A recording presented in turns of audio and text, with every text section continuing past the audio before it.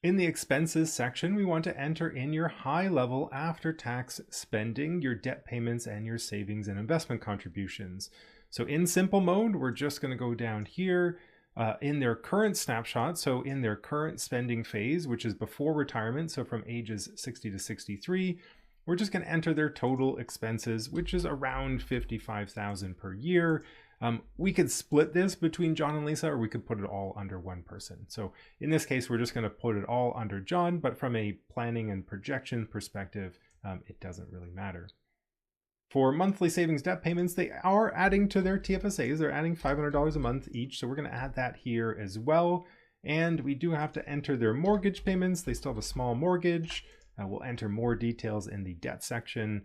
But for their current expenses, that's all we really need to do. So this is their current spending at the moment. Now for retirement, right now the platform is showing the one retirement snapshot or phase.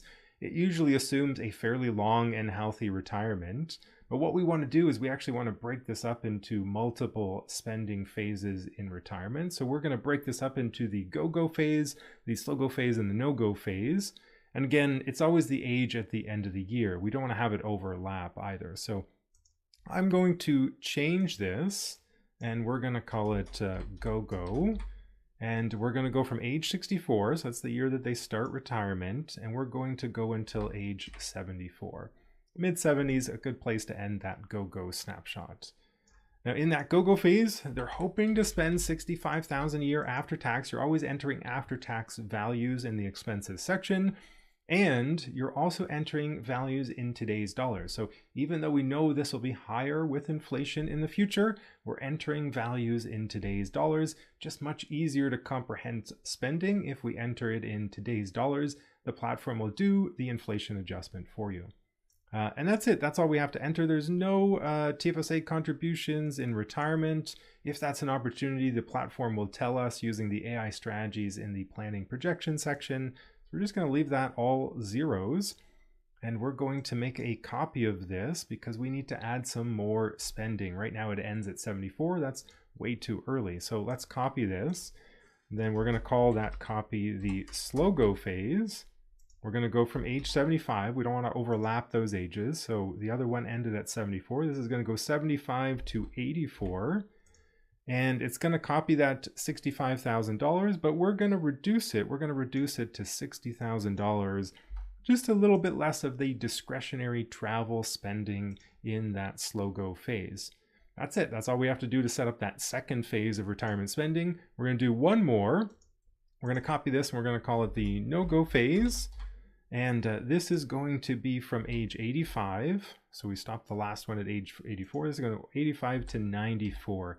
We do recommend for couples especially that you plan into your early 90s, early to mid 90s. There is a high chance that either one of you will live into your early 90s. So we just want to protect against a long and healthy retirement, that longevity risk.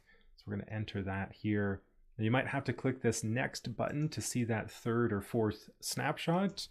This one we're going to reduce spending just slightly again. They still have a home to fall back on. John and Lisa have a home. So they already have assets later in retirement if they need it.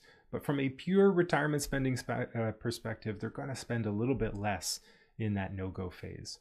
So perfect. We've got 3 phases of retirement spending set up. We've got all of their after-tax spending goals.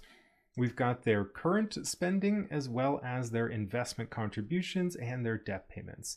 That's all we need to enter here in the expenses section. Now, as a bonus exercise, if you want to, you can go through and do a detailed spending estimate. This is something we might recommend you do after you get your initial retirement plan built.